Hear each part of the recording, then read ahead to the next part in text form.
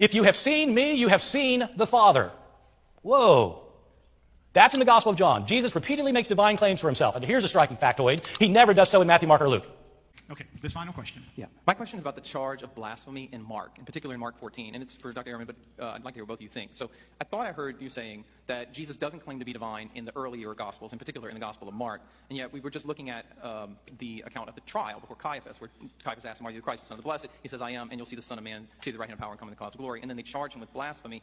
He's quoting there Psalm 110 and Daniel 7. So my question is, I just want to be clear, is Jesus claiming to be divine there? If he's not, then why do they charge him with blasphemy in the context of a question about his identity? Yeah. And second, why does he quote Psalm 110 in Mark? I'm sorry, well, this is part of the same question because it ties into preexistence. In Mark 12 and Mark 14, he quotes Psalm 110, which is the one psalm in the Old Testament that says, "Before the day star, I have begotten you." So isn't implicit preexistence there? So two questions in one, I hope. Sorry. My main question is he making a divine claim there? And if not, why the blasphemy charge? Well, no, it's a complicated question, and it really would take, I mean, for a detailed exegesis, it obviously take a very long time to do. I think it's one of the more confusing passages in the Gospel of Mark, because technically speaking, Jesus does not commit a blasphemy.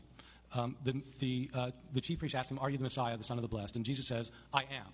Now, that's not a blasphemy. He's saying, yes, I am the Messiah. There's no blasphemy claiming to be the Messiah. Messiah is just the future king of Israel, and so that's not a blasphemy. And then he says, "You will see the Son of Man coming on the clouds of heaven." So that's not a blasphemy. That's just referring to Daniel, that you're going to see what Daniel predicted in Daniel chapter 7, verses 13 and 14. But then they cry out, blasphemy. So what's the blasphemy? So there are a number of theories about this. One theory that I don't accept is that when Jesus says, "I am," he's claiming the divine name for himself. I don't think so, because the word "I am" simply means yes. Are you the Messiah? Yes. I am the Messiah. It's not claiming the divine name. It's just how you say yes.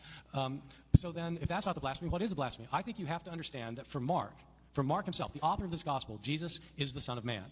Jesus is coming back in glory. Jesus has been exalted to the right hand of God, and he's coming back as the judge of the earth. It's not that some anonymous Son of Man is coming. Jesus is coming. Mark thinks that's what Jesus is. So when Jesus says, "You will see the Son of Man," Mark requires you to think Jesus is the Son of Man. The high priest knows that he thinks that, and so the high priest thinks he's claiming to be the Son of Man, and so he calls that blasphemy. So is it a divine claim? Well, yeah, kind of. I mean, it is. Yeah, kind of. But it's not like Jesus saying, "I and the Father are one." Sorry, I'm out of time.